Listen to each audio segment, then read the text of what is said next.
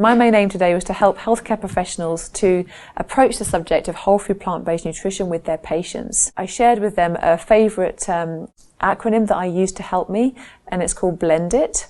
And the acronym stands for believe, look and listen, evoke, no bossing, desire, and it stands for information and timed. And the reason I taught the health professionals this is because it's really important for every consultation to try and get the best out of your 10-minute appointment. Quite often people feel like if you haven't got dietitians and nutritionists on board, then it's impossible to create lifestyle change in such a short time, whereas I was able to share with them some simple techniques that help them to do just that. So let's go through them in turn. Blend.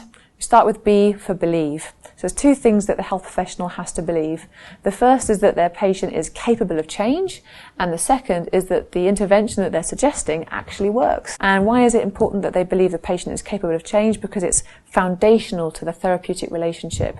Even in the first 10 seconds of a consultation, you infuse your consultation with a meaning response, which is much like the placebo response, but arguably even more powerful. The next thing you have to believe is that the intervention you're suggesting is actually effective.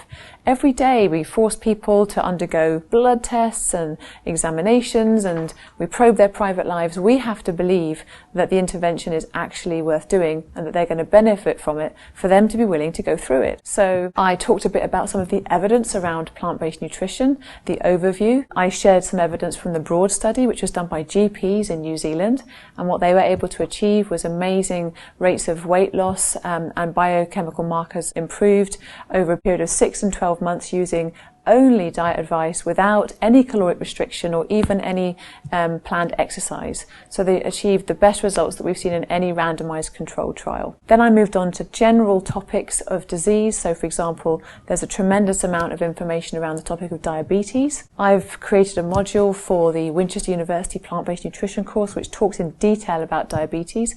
But for today's talk, I shared one study that showed that a whole food plant-based approach was more effective than the American Dietetic Association approach at reducing the rate of diabetes in their diabetic population. That was another randomized controlled trial. Then, of course, I touched upon the subject of heart disease, our biggest killer in the Western world, and I explained the incredible results that Dr. Colbert Esselstyn had in his groundbreaking study. He took nearly 200 people and he gave them the whole food plant-based diet approach to reverse their heart disease.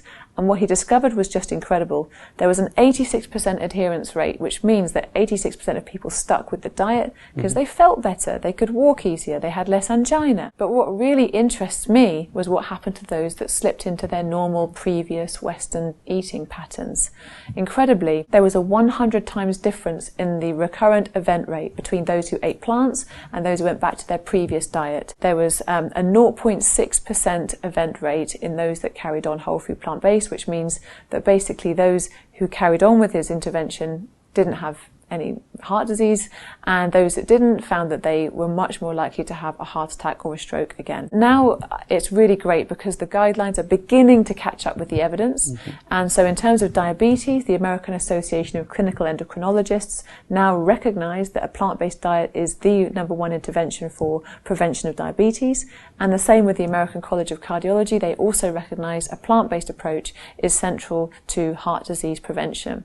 So I wanted to give the doctors the confidence that they could suggest this and it would be well within their guidelines to do so. Going on to the next part of my acronym of blend was L. So B for believe, you've got to believe it works and you've got to believe that your patient can change. L for look and listen.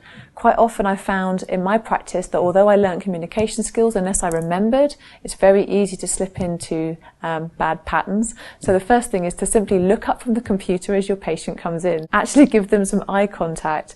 Try to even notice their eye colour. Don't tell them because then they'll think you're a bit weird, but it's really important to give them that attention at the beginning because then they will feel listened to. Also, just observe. What are they wearing? Do they smell of alcohol? Do they smell of smoke? Are they dishevelled? Are they in gym wear? These are important clues, not only for diagnosis, but also for creating rapport. The reason that it's so important is because reflective listening makes the patient feel like you've spent longer with them than you actually have. And this is crucial because when we've got a limited time in our appointments, we want to make sure that every second counts. It's also really beneficial because it means that you get to understand their motivations much more quickly and where you can create change for them. So that's L in blend. Next comes E, evoke. you have to help your patients to imagine a better future self. And so ways of doing that would be to ask them simple questions such as, when you feel better, what kind of things are you looking forward to doing? Or when you've had this pain before, what strategies have helped you to get through it? Or maybe something like, you mentioned your daughter's wedding coming up. What are you most looking forward to about that? How is it going to feel when you walk her down the aisle? These kinds of questions evoke a better future and bring it into their current reality. Not only does it engage their imagination about what's possible, but also it helps them to remember times in the past at which they've been successful and to do those things again. So that's E in blend. Next is no bossing. Now this is the hardest part for me, and I think for most doctors, because you go into the caring profession, you want to help, you want to fix things, and you think, I know what's best for you, listen to me. But please don't do that. The best advice I was ever given when I did my training was to take my ego out of the consultation and let go of the outcome. And that doesn't mean that you don't care about your patient, but it simply gives them the autonomy to decide for themselves and make the change, not because you told them to. You can keep something going for maybe a few weeks if someone tells you to do it. You can keep it going for a few months if you've got a logical reason. But if you've got an identity that matches your intention, then you can keep it going for a lifetime. So how do you tell them about lifestyle change without telling them what to do? It's a very simple technique, and basically what you do is you're reflecting resistance. You ask them questions. So say, for example, somebody's an alcoholic. You might ask them, so tell me about your drinking habits. And they might say, I don't drink that much, maybe 5 or 6 pints on my way home from work, for example. And in your head, you're screaming, that's way too much. But rather than saying that, you say, what do you think about drinking that much? And then they might say, well, I hadn't really thought about it, but, maybe I thought I should probably cut down. And then you ask the critical question, what have you noticed? And then that opens things up for them. It gives them a chance to think. And then they might say, I'm not as sharp in the mornings as I used to be, and, I've been getting these stomach pains. And so you can see that in asking these very simple questions, tell me about this, what have you noticed? Those kinds of questions allow them to come up with the answers for you. You see, there's an interesting thing with human psychology, and that is that nobody likes to be told what to do. We're very resistant to being told what to do, but also we tend to hear what we believe ourselves say. For example, if you're bossing your patient around and saying, you know what, whole food plant-based diets are the best for reversing diabetes, you should cut out meat, dairy and eggs, then they'll say, that might be true, but I need meat for protein and my family's never going to eat that rabbit food. Or you tell them, you should really get some more exercise. It's been proven to improve health and mood. They'll say, I know all that, but I can't help thinking with my arthritis, even just a little bit of exercise probably going to make the pain worse. You see, when you tell them what to do, essentially you are forcing them to speak one half of their internal dilemma, because they already know that one of their health behaviors is not optimal. They know. And so if you're speaking one half of that internal dilemma, then they take the other half and they speak it, they believe that half. You're actually making it less likely that they'll make a behavior change. So again, what do? You instead? You reflect resistance, you ask questions. The last part of my acronym for Blend It is D in desire.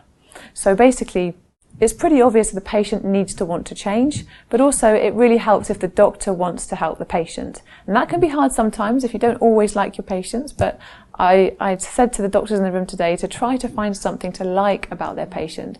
Find something that maybe they've got in common. And even if they can, and if it's genuine, find something to actually compliment about them. Again, this helps build your therapeutic relationship, and it helps you in your motivation to help them. How do you help them to want to change? You do the same kind of technique. You reflect change talk. So when they're talking about their own desire for change, you pick up those words and you reflect them back to them, essentially helping them to consolidate their own motivation. Lastly, in my Blend It acronym is I and T for IT, which stands for information and timing. So ask them, would you like me to give you some resources? And tailor it to them. And finally, get really specific with timed. Find out what they can achieve by the end of the day, by the end of the week, by the end of the month. So again, it helps them to visualize their future self and bring it right into the now.